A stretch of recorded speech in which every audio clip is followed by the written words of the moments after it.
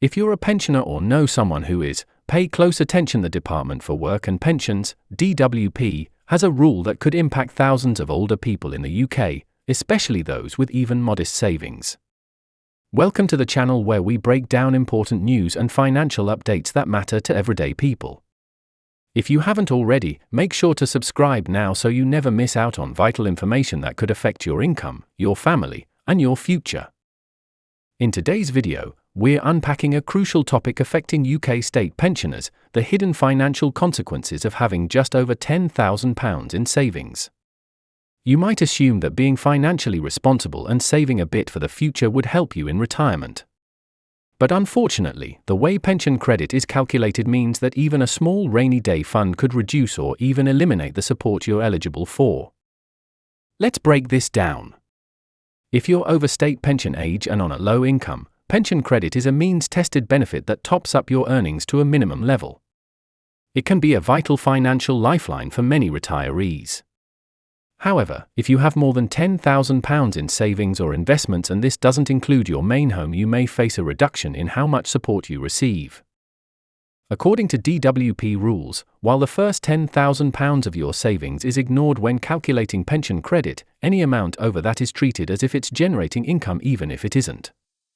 And here's where it gets controversial: for every £500 you hold over that £10,000 limit, the DWP adds £1 a week to your assumed income. This artificial calculation can reduce your entitlement to pension credit, and sometimes disqualify you altogether. It's called a tariff income, and it assumes you're getting an unrealistic return on your savings, a rate far higher than what banks are actually offering today. Stephen Lowe, a director at retirement specialists Just Group, weighed in on the issue, pointing out that this rule hasn't changed in more than a decade.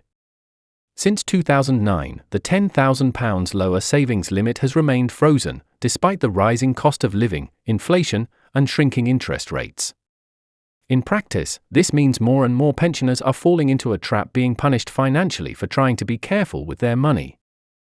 He rightly highlights that the system essentially penalizes people who've done the right thing, those who've saved a little extra to cover unexpected home repairs, medical costs, or to simply stay afloat in tough times.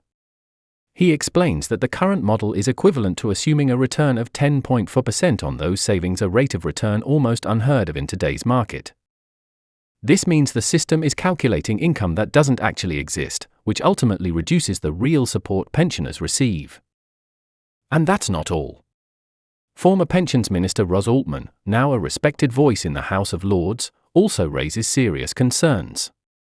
She points to deeper, systemic issues in how the UK supports its most vulnerable older citizens. In her view, many low-income pensioners are missing out on essential help because they're either unaware of what they're entitled to or feel too proud to apply. There's still a stigma around claiming benefits. Some see it as a handout, when in fact it's a crucial support system they've earned through years of working and paying into the system. Altman also warns that the rules around pension credit create a bizarre and unfair situation. Pensioners who fall just above the eligibility line often lose out on thousands of pounds worth of additional benefits that come automatically with pension credit. We're talking about council tax reductions, help with heating bills, free TV licenses for over 75s, and even extra support with healthcare costs. So ironically, those with modest savings or small private pensions can end up in a worse financial position than those with slightly less, simply because they don't qualify for the full range of benefits linked to pension credit. To make matters worse, the means testing system doesn't even assess real interest income. Instead, it assumes everyone with over £10,000 in savings is earning above market returns, again, over 10%, when in reality, many savings accounts offer far less. As a result, pensioners are often punished for their financial prudence, and the system ends up disincentivizing saving altogether. Let's be clear, this isn't just a technicality. It's an issue that's affecting thousands of people who've worked hard their entire lives and are now trying to get by on fixed incomes. The assumption that someone with £12,000 in savings can live off the extra £4 a week of imagined income might not sound like much to some, but for people on the breadline, every pound counts. It also raises the question, why hasn't the government updated these rules? With inflation continuing to eat into people's savings, and the cost of living steadily rising, isn't it time for the DWP to reassess this outdated policy? The current model not only penalizes the most responsible savers, but also adds unnecessary complexity to an already confusing benefit system.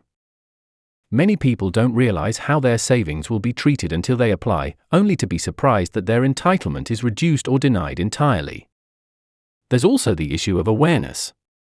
According to various studies and financial advisors, a significant number of pensioners who are eligible for pension credit aren't claiming it.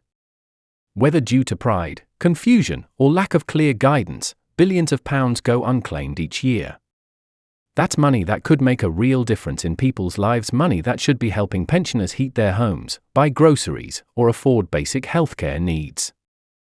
Many people assume that simply having some savings means you're financially secure, but in reality, those savings often need to last for decades. A few £1,000s doesn't stretch far when you're covering food, bills, and unexpected costs without much monthly income. What's worse is that pensioners are made to feel like they've done something wrong by saving, when they've actually acted responsibly. So what can be done? First and foremost, it's crucial that more people are made aware of how pension credit works, especially how savings are assessed. If you or someone you know is approaching retirement or already receiving the state pension, it's worth checking what you're entitled to and how your savings might impact that. Financial experts and campaigners are calling for the government to revisit the £10,000 savings threshold to bring it in line with current economic conditions. There's also pressure to move away from the outdated assumption model and instead assess real-world income from savings, making the system fairer and more accurate. In the meantime, pensioners and their families need to plan carefully. Even modest savings could mean the difference between qualifying for key benefits or missing out entirely. It may be worth seeking independent financial advice or consulting services like Citizens Advice or Age UK to get a better understanding of your options. Taking action early can help ensure you don't fall into a situation where you lose out unnecessarily. Let's not forget, the UK state pension is already one of the lowest in the developed world. For many, every extra benefit counts. And right now, the way those benefits are calculated simply doesn't reflect the economic reality people are living in. If you found this video informative, please subscribe to the channel and hit the notification bell so you never miss out on important updates like this. We're committed to keeping you informed, empowered, and prepared to make the best financial choices for yourself and your loved ones.